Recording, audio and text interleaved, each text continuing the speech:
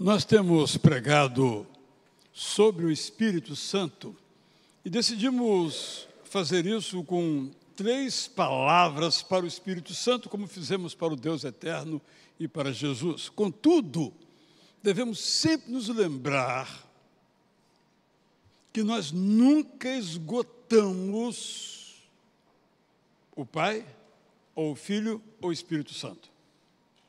São apenas aproximações.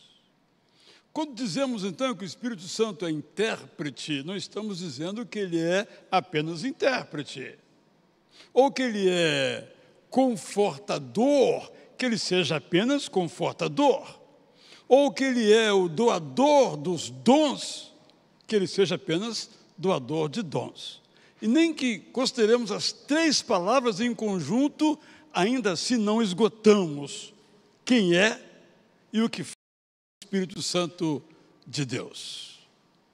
Penso que todos concordarão comigo, e nesse culto cantamos músicas sempre pensando, dirigidas, meditando no Espírito Santo, que nós temos um grande débito.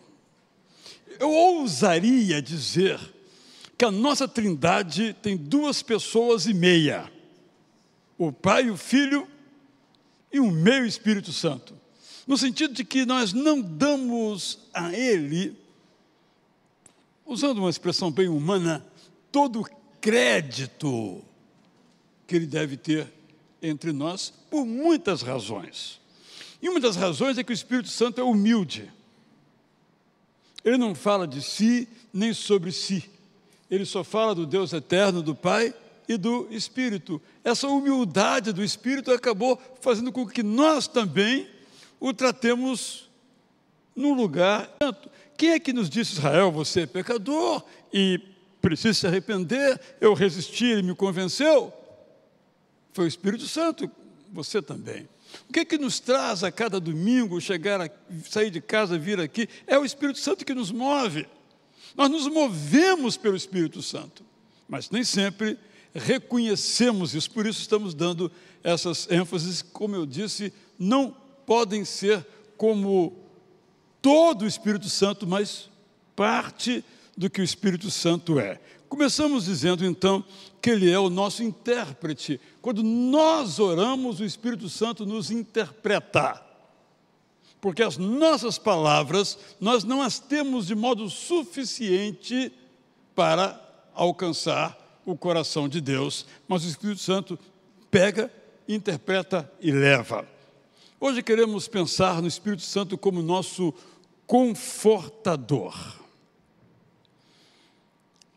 O Espírito Santo é tratado, sobretudo, ou é Espírito Santo, ou Espírito, Espírito de Deus, Espírito Santo, Espírito de Cristo, me refiro aqui ao Novo Testamento, ou com uma palavra intradutível, Parácletos. Importante termos em mente que as línguas sendo diferentes, nós nem sempre conseguimos, em nossa língua de destino, uma palavra que seja completa em relação à língua de origem. É o caso de Parácleto. Tanto é verdade que em 1 João, quando o autor fala do Parácleto, a tradução, corretamente, não é nenhuma crítica à tradução, são esforços para alcançar o significado, é advogado. Paráclito é também advogado. É uma palavra que traduz um pouco daquilo que ele faz. Paráclito aparece 5 vezes no Novo Testamento e 4 vezes em Jesus. Então, o título que Jesus dá ao Espírito Santo é Parácletos. E uma, como disse em 1 João 2:1, em que as traduções aparecem com a palavra advogado. O que é que faz o Parácleto? Ele faz a paraclesis. O que é a paraclesis? É a consolação, é o conforto. Essa expressão aparece 28 vezes no Novo Testamento.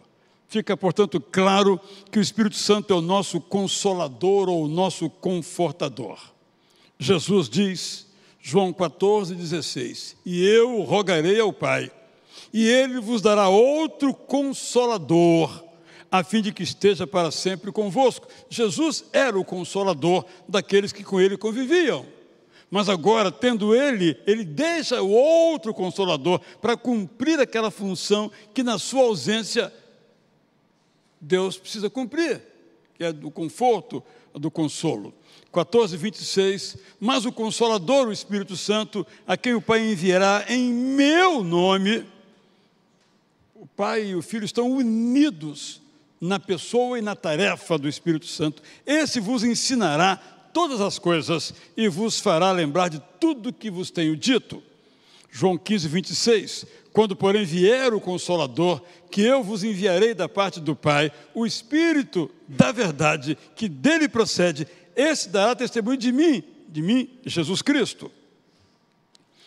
Verso 16:7, mas eu digo a verdade, convém-vos que eu vá, porque se eu não for, o Consolador não virá para vós outros, se porém eu for, eu vou-lo enviarei. Então o Espírito Santo é enviado pelo Pai e pelo Filho. Eles estão unidos em torno da pessoa do Espírito Santo, o que nos leva a pensar então que não há razão alguma para preferirmos um ao outro, porque são as três pessoas da Trindade. E o apóstolo Paulo tem um claro parágrafo sobre como o Deus eterno nos conforta, ou como o Espírito Santo exerce o seu ministério de conforto conosco. Está na segunda carta aos Coríntios, primeiro capítulo, versos 3 a 11, que vou ler primeiro na ARA. Eu li os versos anteriores na corrigida, na ARA, e agora vou ler na Nova Almeida, e depois na versão Prazer da Palavra. 2 Coríntios 1, 3 a 11. Bendito seja o Deus e Pai de nosso Senhor Jesus Cristo, o Pai de misericórdia.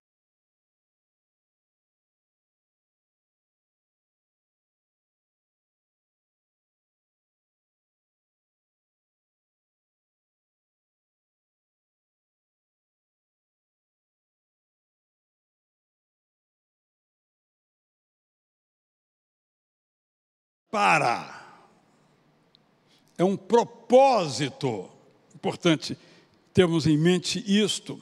Para então, tendo sido confortados, diz o apóstolo Paulo, nós consolemos os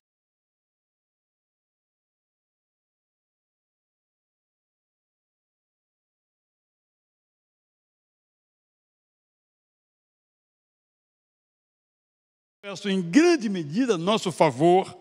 Assim também a nossa consolação transborda por meio de Cristo. Mas se somos atribulados, é para o vosso conforto e salvação. Se somos confortados, é também para o vosso conforto, o qual se torna eficaz, suportando vós com paciência os mesmos sofrimentos que nós também padecemos. A nossa esperança a respeito de vós está firme, sabendo que, como sois participantes dos sofrimentos, assim o sereis da consolação. Eu li, na verdade, a ARA e não a NAA. Leio agora, então, na Prazer da Palavra. Começo por bendizer o Deus eterno, Pai de nosso Salvador Jesus Cristo, e fonte do vigor e da força que precisamos para a vida. O Deus eterno nos conforta quando estamos aflitos. Ao agir assim conosco, Ele nos capacita a fortalecer os outros com a mesma intensidade com que nos fortaleceu. Como aconteceu com Cristo, temos sido grandemente abençoados pelas aflições pessoais pelas quais temos passado, e por isso podemos abençoar outras pessoas. Não somos diferentes de vocês, diz o apóstolo Paulo, também passamos por aflições. Na medida em que somos fortalecidos, nós os fortalecemos. Nesse processo, vocês crescem e desenvolvem a paciência necessária para suportar suas próprias aflições. Sabemos disso por experiência própria. Nossa firme expectativa é que vocês estejam experimentando não apenas as aflições, mas também as bênçãos do conforto. É um texto emocionante, porque coloca a dimensão da consolação na perspectiva da reciprocidade. Nós passamos por aflições e nelas somos confortados. E quando nos encontramos com pessoas em aflições, nós as confortamos. E quando nós confortamos as outras pessoas, nós somos fortalecidos das nossas aflições. Só a Bíblia para ser tão profunda assim. Lembremos então que o Espírito Santo nos foi dado como uma promessa de Jesus. Se recordam? Jesus, antes de voltar para casa, ele disse: olha, fiquem em Jerusalém, até que venha sobre vocês, com todo o poder, o Espírito Santo. Jesus disse isso num momento da sua vida, e 40 dias depois, ou 50 depois da Páscoa, daí Pentecostes, o Espírito Santo veio de forma extraordinária, de forma espetacular, de forma formal, podemos dizer assim, de forma triunfal. Essa história nós conhecemos. Em nossas vidas, o Espírito Santo vem, não quando recebemos dons, mas quando nós somos salvos. Portanto, a nossa salvação é uma obra do Espírito Santo. Por isso que nós não temos como negligenciá-lo. Como eu disse na abertura dessa mensagem, nós aqui nos encontramos porque o Espírito Santo nos disse que estávamos errados e disse: voltem-se para Jesus, convertam-se dos seus pecados e sejam salvos. Essa é a obra do Espírito Santo. É muito comum nós, às vezes, orarmos pela conversão das pessoas. E estamos absolutamente incorretos em o fazer. Mas é bom a gente se lembrar que nós não convertemos ninguém. Um pregador aqui não converte ninguém.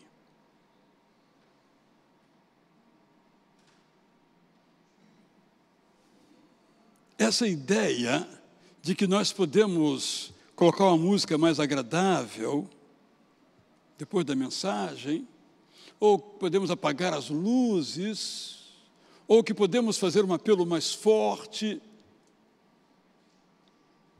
é uma forma de negar o Espírito Santo. Ele não precisa que nós facilitemos a obra dele. Ele precisa que nós convidemos as pessoas e vivamos de acordo com o Evangelho.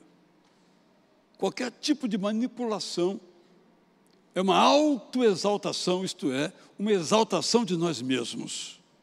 E precisamos deixar que, de fato, o Espírito Santo é que faça esse trabalho, porque esse trabalho é dele. Qualquer conversão que venha pelo medo, ou venha porque o pregador é muito competente, ou porque a música é extraordinária, talvez não seja conversão. Porque quando, de fato, nós somos convencidos e então convertidos pelo Espírito Santo, isso é algo para toda a nossa vida. Mas se somos levados por alguma emoção, por alguma indução humana, é provável que sigamos depois um outro que nos induza e nos seduza e nos convença melhor. Importante darmos, se eu posso usar essa expressão, todo o crédito. Você não se converteu porque o seu pai era crente. Você se converteu porque o Espírito Santo convenceu você de que você é pecador. Mais ainda, o conforto do Espírito Santo é para todo tipo de aflição. Isso inclui o luto. Sempre pensamos em conforto, consolo na experiência do luto. De fato, o luto é um momento muito especial em que o Espírito Santo pode nos dar alento de novo para a vida, e muitos aqui, a começar por mim, temos experimentado isso. Mas não é só no luto, só na experiência dessa perda de um ente querido, de uma pessoa querida, que o ministério do conforto ou do consolo do Espírito Santo se exerce. Se aplica tal conforto a toda situação de aflição, de fragilidade, de perda que nós experimentamos. E aqui eu trago de novo a mesma carta de Paulo aos Coríntios, quando ele recorda aos irmãos o que é que ele passou. Eu recebi uma pessoa recentemente, e ela me disse algo muito interessante. Ela disse: meu marido gosta muito do pastor fulano em outro lugar, em outro país inclusive, porque ele fala das suas fragilidades. Bom, ele aprendeu com o apóstolo Paulo. Nós e vocês, nós pastores e vocês, têm alguma dificuldade com isso. Eu me recordo que há algum tempo eu sugeri a uma pessoa a participar do nosso programa Celebrando toda segunda-feira. E aí, essa pessoa ficou em pé lá atrás, era no Salão Área naquela época, bem atrás, e a pessoa que veio dirigir o programa disse: bem, eu sou fulano de tal, eu estou em recuperação disso porque eu tenho esse problema e esse problema. Aí a pessoa disse: eu não vou ficar aqui. Porque nós, às vezes, vendemos uma imagem de pessoas perfeitas, que não tem problema. Mas Jesus não fez isso. Eu tive aflições, mas eu venci o mundo. E Paulo, então, diz, na sua carta 2 aos Coríntios, o seguinte: não vou negar que enfrentamos, aqui ele usa Timóteo, que é o coautor da carta, muitos problemas quando estávamos na região da Ásia Menor. Sofremos além da nossa capacidade de suportar. Chegamos a achar que não sobreviveríamos. No entanto, essa experiência nos ensinou a não confiar em nós mesmos, para confiar apenas no Deus eterno, que é capaz de trazer de volta a vida até os que morreram. Ele nos livrou e continuará a nos livrar da morte. Essa é a nossa esperança. Contamos com as orações de vocês para prosseguirmos em nossa missão, pela qual muitas outras pessoas terão a oportunidade de agradecer quando o Evangelho os alcançar. Bem, em minhas fragilidades eu estou bem acompanhado. Porque a gente pensa, Paulo, né? Esse herói, esse gigante, ele tirava tudo de letra. Problemas tinham os outros, ele não.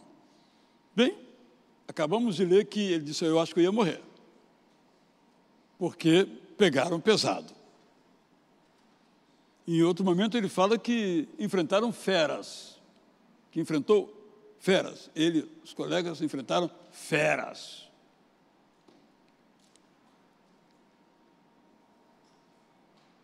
Então ele pede as orações dos irmãos para que ele continue firme e para que ele continue fiel.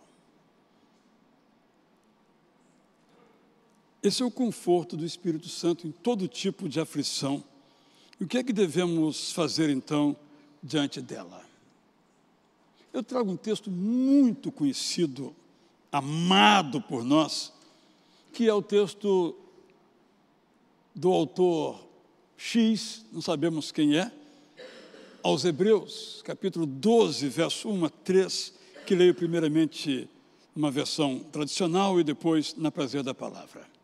Portanto, nós, visto que temos a rodear-nos tão grande nuvem de testemunhas, desembaraçando-nos de todo o peso e do pecado que tenazmente nos assedia, corramos com toda perseverança a carreira que nos está proposta, olhando firmemente para o autor e consumador da fé, Jesus, o qual, em troca da alegria que lhe estava proposta, suportou a cruz, não fazendo caso da ignomínia, está sentado à destra do trono de Deus. Considerai, pois, atentamente aquele que suportou tamanha oposição dos pecadores contra si mesmo, para que não vos fatigueis, desmaiando em vossa alma. Ou, antes de nós, muitos prometeram ser fiéis e foram fiéis ao Deus eterno. Sigamos seus exemplos. Para tanto, continuemos sem desanimar a corrida que começamos. Não permitamos que nada nos impeça de permanecer fiéis, seja a culpa, seja o pecado, mesmo que fortemente nos seduzam. Olhemos sem piscar os olhos para quem nos salvou e nos acompanha, isto é, olhemos para Jesus. Olhando para a alegria que logo sentiria, ele suportou a cruz, ele não a tomou como uma vergonha pessoal e agora está de novo no comando do universo junto ao Pai eterno. Consideremos com atenção o exemplo de Jesus, que suportou a oposição dos pecadores em lugar dos quais morreu. Se fizermos assim, não desanimaremos. Se nós queremos, portanto, passar inspirados pelo Espírito Santo, confortados por Ele, nós precisamos olhar para Jesus. E digo mais ainda, nós devemos olhar a nossa aflição como uma oportunidade.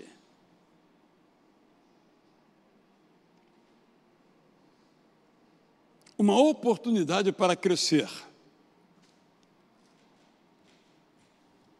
Eu sempre digo que bom seria que nós crescêssemos sem sofrer. Mas parece que essa hipótese está bem, com um ibope bem baixo. A gente até aprende ouvindo um sermão, ouvindo uma música coral, até a gente aprende um pouquinho, 10%. Mas a gente aprende mesmo na aflição. É uma oportunidade que nós temos para sermos fortes e usemos a nossa aflição, essa é toda a ênfase do começo da carta de Paulo, 2 aos Coríntios, para confortar os outros. Porque agora nós sabemos, nós passamos por aquela experiência, embora a nossa seja diferente da outra, mas o sentimento do sofrimento é o mesmo.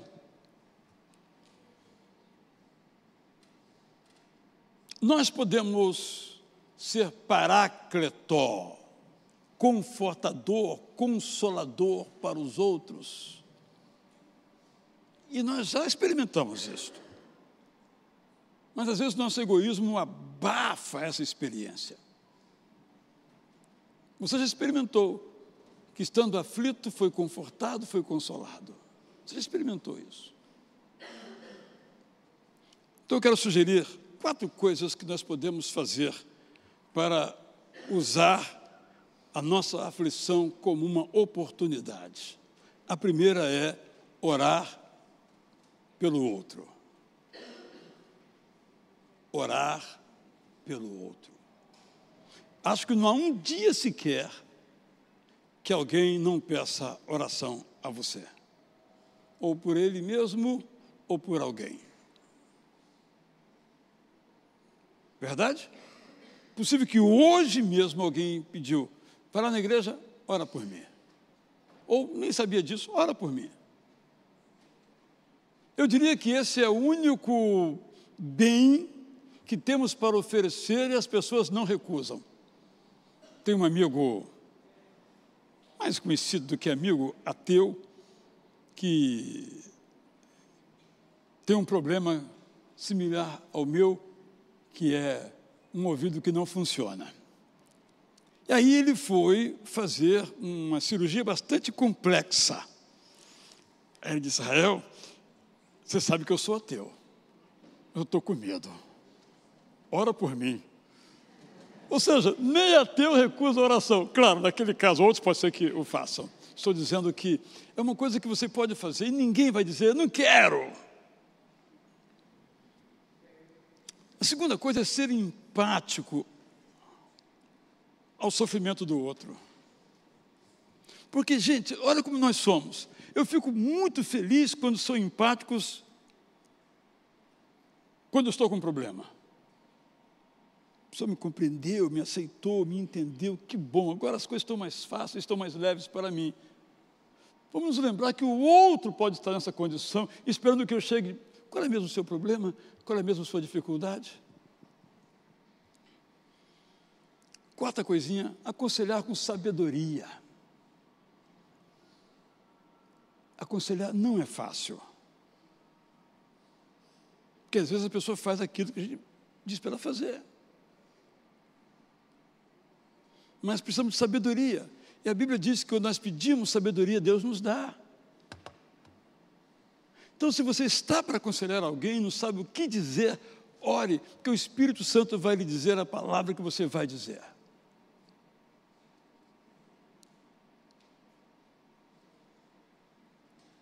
Quarto, ajude o outro na sua necessidade, apoie o outro na sua necessidade, seja ela qual for. Estou com isso dizendo que, em lugar de colocar o foco das aflições nas minhas aflições, e ao dizer isso estou dizendo que as minhas são mais importantes do que as suas. Olha o que eu estou dizendo. As minhas aflições são importantes para mim. E as suas devem ser também importantes para mim. É isso. Então nós apoiamos mutuamente. E o que diz a Bíblia? Olha que interessante a sabedoria bíblica. Nós saímos ganhando.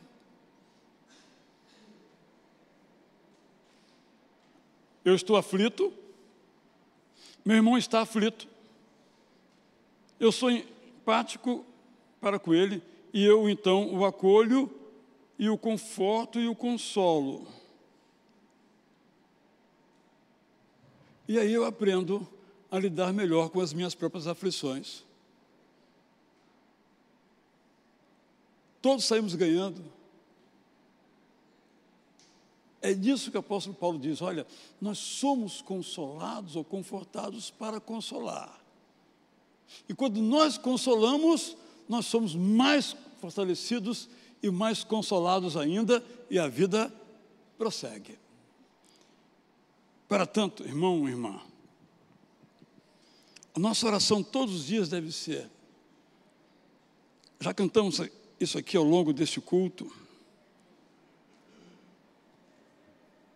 que o Espírito Santo é aquele que pode encher as nossas vidas. E cantamos: enche-me do teu poder, pois de ti eu quero ser.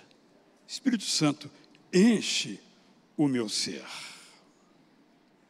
Agora vamos cantar outra que diz: ó, vive em mim, Consolador. Limpa meu coração. Faz brilhar tua luz e dá-me santa unção. Já mencionei aqui algumas vezes as ideias de um autor e vi que outros vão na mesma direção, segundo o qual podemos imaginar o Espírito Santo chegando na nossa casa.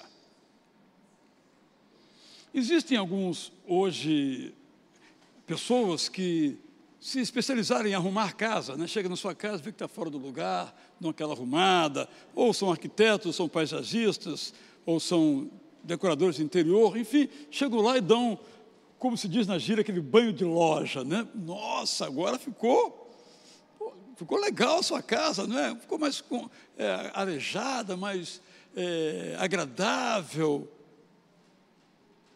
Essa é a comparação que quero fazer. O Espírito Santo entra na minha casa. Aí ele vai à minha biblioteca. O que é que tem lá? Aí ele vai ver televisão comigo.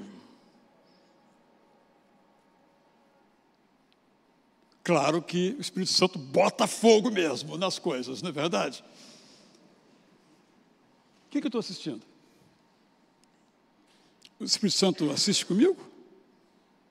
O de Israel, que é isso? Você me chamou para ver isso? Não acredito. Por exemplo, ele senta à mesa para almoçar, né? Ou para jantar, e aí eu ponho o pé na jaca, como se diz, né? Dominado pelo vício da gula, por exemplo. Você tem alguns aspectos aqui de ordem moral, mas eu quero ser mais profundo. Com o que é que ocupo a minha mente? Quais são os meus hábitos espirituais, as minhas disciplinas espirituais? Não estou chamando o Espírito Santo para ser um chefe de disciplina. Não, estou dizendo, venha compartilhar da minha casa. E aqui, nessa casa, há alguma coisa no meu coração, na minha vida, alguma coisa que eu precise acertar para que tu sejas pleno aqui, de fato, aqui tudo irradie o teu Espírito Santo. Quando alguém for à minha biblioteca, o Espírito Santo passou por aqui. For à minha mesa, o Espírito Santo almoçou aqui. For ao meu quarto X ou A, minha sala, o Espírito Santo passou aqui. Aquilo reflete a presença do Espírito Santo. É muito mais que o aspecto meramente que é importante, moral, é muito mais profundo isso. É uma conformação da nossa vida ao jeito de ser do Espírito Santo. Penso que, entre outras coisas, isso é ser